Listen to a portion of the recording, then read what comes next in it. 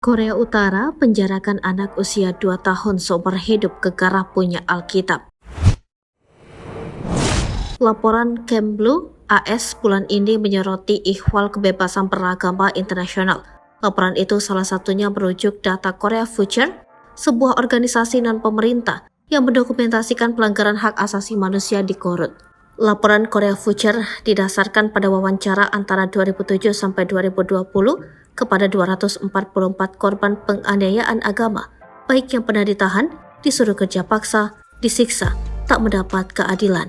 Di negara itu diperkirakan ada sekitar 200.000 hingga 400.000 orang Kristen klandestin atau penganut agama Kristen secara sembunyi-sembunyi.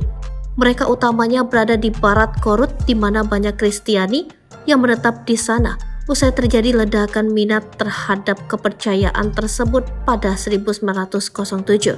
Lebih lanjut, temuan Korea Future ini pun mencerminkan paranoia rezim terhadap agama serta kurangnya toleransi terhadap kepercayaan manapun, kecuali pengabdian mutlak kepada keluarga pemimpin mereka, Kim Jong-un. Selama beberapa dekade, rezim Korut memang berupaya menumpas agama Kristen. Pemerintah Korut diduga takut akan pengaruh gereja setelah mengetahui besarnya peran agama tersebut dalam runtuhnya tirai besi di Eropa pada 1980-an.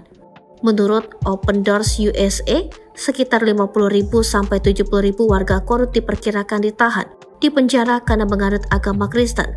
Laporan Daftar Pantauan Dunia Open Doors yang rilis awal tahun ini juga menyebut Pyongyang telah mengintensifkan perburuan terhadap umat Kristen, yakni memburu gereja bawah tanah.